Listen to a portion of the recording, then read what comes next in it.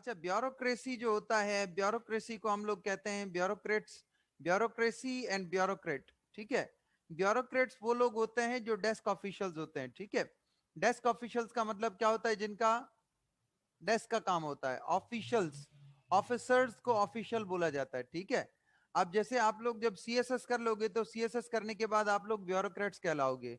So in other words you will be also known as desk officials. ठीक है, because bureaucracy is desk official. ठीक है, तो bureaucrats कौन होते हैं? जिनका काम डेस्क वगैरह सीट पे ये वाला काम होता है। सही है। फिर उसके बाद हमारे पास गिनोक्रेसी है। गिनोक्रेसी इज रूल बाय वुमेन। जहां पे जिस मुल्क में औरतें हुक्मरानी करेंगी तो वहां पे हम उस हुकूमत को जिनोक्रेसी कहेंगे। Gynocracy, what we will call it, we will call it gynocracy. Let's say for example अगर पाकिस्तान हो, ऐसा पाकिस्तान में अगर वुमेन की हुक्मरानी होगी तो हम उसमें भी जिनोक्रेसी कहेंगे। फिर उसके बाद हमारे पास नियोक्रेसी है। Neocracy is the rule by new inexperience officials. जो नए हों, अनतजुर्बेकार लोग हों, जैसे फॉर एग्जांपल इमरान खान है। Imran Khan is no doubt in experience, no doubt is new, but अब शायद वो एक्सपीरियंस हो चुका हो क्योंकि उनकी हुकूमत को 2-3 साल होने को आ रहे हैं। ठीक है, नियोक्रेसी का मतलब होता है रूल बाय न्यू। सो हम ये कह सकते हैं कि पाकिस्तान की गवर्नमेंट, पाकिस्तान में इस वक्त जो है नियोक्रेसी है। ठीक है, the government of Imran Khan is an example of नियोक्रेसी।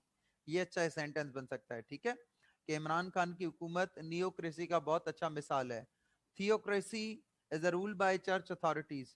जो लोग चर्च वगैरह चलाते हैं वो लोग जब हुक्मरानी करते हैं तो हम उनको थियोक्रेसी कहते हैं। तो theo is basically what? Cracy. आपको क्रेसी वर्ड को समझना है। Cracy, gynocracy, bureaucracy, neocracy, theocracy. So cracy का मतलब होता है बेसिकली रूल होता है, इसका मकसद हम रूल कह सकते हैं। ठीक है, फिर उसके बाद हमारे पास है anarchy. Anarchy is known as a state without government. अब जिस हुकूमत में हुकूमत नहीं होती, जिस मुल्क में हुकूमत नहीं होती, जिस रियासत में, तो हम उसे एनआरकी कहते हैं। ठीक है, now it is a sense कि अब सर ऐसा कैसे हो सकता है कि किसी मुल्क में या किसी रियासत में हुकूमत ना हो? तो ऐसा है, ऐसे ही कुछ रियासतें हुआ करती थी जिनमें हुकूमत नहीं थी, तो इस वजह से हम उन्हें एनार्की कहते थे। फिर उसके बाद हमारे पास पेंटार्की है। Pentarchy, pentarchy is a government by 5 rulers or powers. जहां पे 5 हुक्मरान हो तो वो पेंटार्ची कहलाएगी। अगर लेट से किसी एक कंट्री की बात करो और अगर उस कंट्री में 5 हुक्मरान हो तो हम उसे पेंटार्की कहेंगे। क्या कहेंगे? Pentarchy, sorry, not pentarchy. फिर उसके बाद हमारे पास है biarchy. Biarchy is known as government by 2 people. जो दो लोग हुकूमत करवा रहे हो तो 2 लोगों की तरफ से हुकूमत को बायार्ची कहते हैं। ठीक है, अब ये इंफॉर्मेशन आपसे क्यों शेयर कर रहा हूं? क्योंकि बिट बाय बिट आप लोग आहिस्ता आहिस्ता ये इंफॉर्मेशन जब अपने जहन में सेव कर लोगी तो ये इंफॉर्मेशन आपके पास कॉम्पिटिटिव एग्जामिनेशन के इंटरव्यूज वगैरह में या उनके एमसीक्यूज के पेपर में या ऐसे आपके पास आ सकती है। क्योंकि तालीम का मकसद एक ही है, आपके पास जितनी नॉलेज ज्यादा हो उतना अच्छा है। ठीक है, फिर मैंने उसके बाद आपके लिए कुछ कंट्रीज वगैरह लिखी हैं। This is the part of, no doubt this is the part of English. Let's say Belgium is the country. अब बेल्जियम जो है, बेल्जियम एक मुल्क है, मगर वहां के रिहायशी को हम क्या, हम ऐसे नहीं कहेंगे बेल्जियमन। जैसे पाकिस्तान है तो हम पाकिस्तानी कहते हैं, हम बेल्जियमी भी नहीं कहेंगे, हम कहेंगे a Belgian. If we talk about Belgium तो अब वहां के रहायशी को, हम वहां के सिटीजन को हम बेल्जियन कहेंगे। Let's say for example I am a citizen of Belgium, then I would say that I am a Belgian. ठीक है, और उसकी जो कैपिटल है और उसकी करेंसी है। अब मेरे पास यहाँ पे आप लोगों की जो कंट्री भी हैं और उनके मैंने करेंसीज भी लिखी हैं। ठीक है, जैसे आपको स्क्रीन पे अभी नजर आ रही है। स्क्रीन बिल्कुल क्लियर है? एनीवेज, अब क्लियर है। ठीक है, so capital is Sofia and the currency is Bulgarian lev. फिर उसके बाद हमारे पास जर्मनी है। Germany is also a country in Europe, the currency is euro, और वहां के सिटीजन को हम जर्मन कहेंगे। ठीक है, if you live in Germany then you are a German. सही है। फिर उसके बाद इटली है। Italy will be known as an Italian. Rome is the capital, country is in Europe, currency is euro. Mexico, ठीक है, Mexico is a country in North America. ठीक है, North America is also one of the continents. So North America का एक मुल्क है, और जो बंदा मैक्सिको में रहेगा उसे हम मैक्सिकन कहेंगे। The capital city is Mexico city, ठीक है। मैक्सिको का जो कैपिटल सिटी है वो मैक्सिको सिटी है, और इसकी करेंसी है मैक्सिकन पैसो, ठीक है। Morocco is the Moroccan, Rabat is the currency, और फिर उसके बाद हमारे पास Moroccan dirham, Moroccan dirham is the currency. समझ आ रहा है? साउथ अमेरिका में, नॉर्थ, हाँ नॉर्थ अमेरिका में, नॉर्थ अफ्रीका में, ठीक है। ये जो मोरक्को है this is in North Africa. फिर उसके बाद हमारे पास नाइजेरिया है, and we will say Nigeria, a Nigerian, Abuja is the capital city. It is in West Africa and the currency is Nigerian Naira, ठीक है। नाइजेरियन नायरा और नेरा हम कहेंगे इसे। फिर जो नॉर्वे है, अब नॉर्वे का जो सिटीजन होगा उसकी स्पेलिंग देख लें, नॉर्वेयन, नॉर्वेयन की स्पेलिंग देख लें GIAN। नॉर्वेयन की आप एक बार फिर से स्पेलिंग देख लें, ये स्पेल चेक में आता है, ठीक है। Norwegian, the capital is Oslo, country is in Europe, and Norwegian krone is the currency, ठीक है। Norwegian krone is the currency।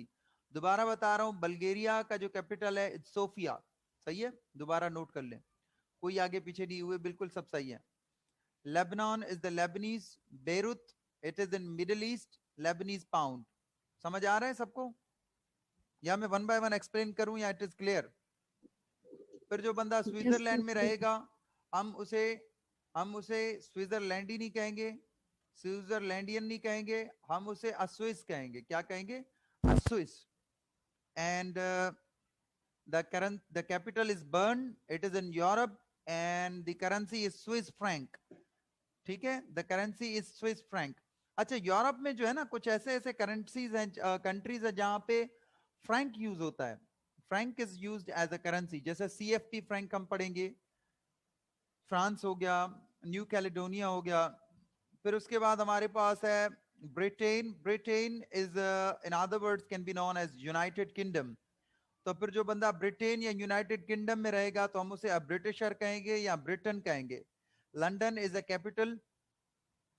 अक्सर हमारी कंफ्यूजन होती है, हम लोग कहते हैं कि भाई लंदन का कैपिटल क्या है, तो basically London is the capital city of United. फिर उसके बाद हमारे पास फ्रांस है। अब फ्रांस में जो बंदा रहेगा तो हम उसे फ्रेंच मैन कहेंगे, अगर औरत होगी तो हम उसे फ्रेंच वुमेन कहेंगे, ठीक है। Paris is the capital, Europe is the continent, euro और CFP Frank is the currency. वहां पे यूरो भी है, CFP फ्रैंक भी है, दोनों को हम यही एक ही कह सकते हैं, आप यूरो कहो या उसे CFP फ्रैंक कहो। वैसे CFP Frank is also, Frank जो है वो यूरो का दूसरा फॉर्म है। पोलैंड, जो बंदा पोलैंड में रहेगा हम उसे अपोल कहेंगे। Warsaw is Europe, is the capital, country is in Europe, Polish zloty is the currency. फिर उसके बाद वेल्स है, Wales is the country of United Kingdom, ठीक है। जैसे यूनाइटेड स्टेट्स ऑफ अमेरिका है, तो अमेरिका जो है बहुत सारी रियासतों को मेल जोल बनाकर एक यूनाइटेड स्टेट्स ऑफ अमेरिका कहा गया है, सेम एज यूनाइटेड किंगडम भी है, ठीक है। So Wales is the country of United Kingdom. So जाहिर सी बात है, अब यूनाइटेड किंगडम यूरोप में है तो फिर वेल्स भी यूरोप में ही होगा। अब वेल्शमैन, जो बंदा वेल्स में रहेगा तो हम उसे वेल्शमैन कहेंगे, औरत होगी तो हम उसे वेल्श वुमेन कहेंगे। बंद कर दो भाई, ठीक है। कार्डिफ जो है कि कैपिटल है, pound sterling same as United Kingdom, जैसे यूनाइटेड किंगडम की करेंसी पाउंड स्टर्लिंग है ना, इसी तरह इसकी भी करेंसी पाउंड स्टर्लिंग है, ठीक है। एंड देन वी हैव, और फिर उसके बाद हमारे पास ये चीजें हैं, ये आपके पास शेयर हो जाएंगी। मेक श्योर कि आप लोग इनको याद करो। बात यह है कि मैं जितना भी मटेरियल शेयर करूं, जो कुछ भी करूं, जब तक आप लोग उसे याद नहीं करोगे तब तक वो मटेरियल आपके लिए यूजलेस है। That material is useless unless you save it in your mind.